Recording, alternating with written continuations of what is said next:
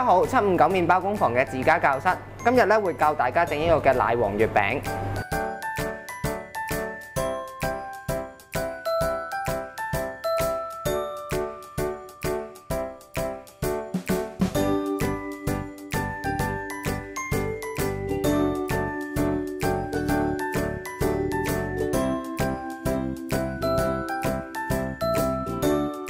而家咧就整呢個嘅奶黃月餅嘅餅餡啦。咁首先咧，將我哋嘅吉士粉、奶粉、麵粉、糖擺晒喺個兜度，蛋同埋個奶咧擺埋一齊，將佢溝埋落去啲麵粉入邊。咁咧，我哋咧而家就處理我哋嘅鹹蛋黃，將我哋嘅鹹蛋黃咧切碎啦。咁切碎咗之後咧，將我哋嘅無鹽牛油放埋落去。咁咧，我哋咧就要將呢個咧就放一放去我哋嘅焗爐入邊，焗一焗佢。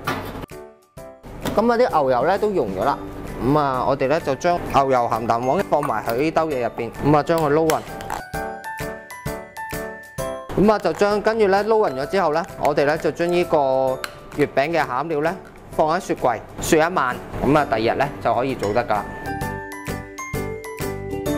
咁我哋嘅一個月餅餡咧就雪咗成晚啦。咁我哋咧就而家可以準備做我哋嘅月餅皮啦。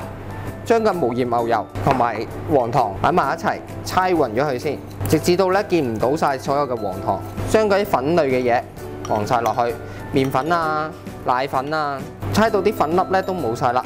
咁咧就將埋啲液體、牛奶同埋雞蛋都放埋落去，將佢搓成一嚿麵團。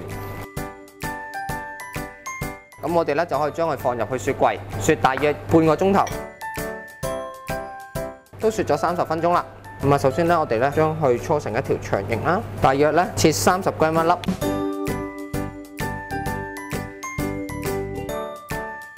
包呢個嘅奶黃餡，咁啊大約包20g到啦。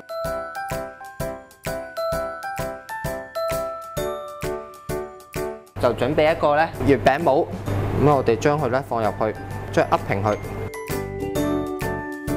咁啊，校定個爐溫，咁啊大約200度。咁咧，我哋咧就可以將佢騰翻出嚟，騰出嚟啦。咁咧，我哋咧就可以將佢放入去個焗爐入邊，先焗咗佢大約5至6分鐘先，跟住我哋先再幫佢掃上蛋水。而家5分鐘到啦，咁我哋咧就拎出嚟，咁咧就未熟嘅。咁我哋咧就準備少少嘅蛋漿啦，搽一浸蛋漿上面。好，咁啊跟住咧，我哋咧就可以將佢放翻入去個焗爐入邊。咁大約焗多5至6分鐘到啦。我哋個奶黃月餅咧就可以新鮮出爐噶啦。咁啊，大家可以翻屋企試下啦。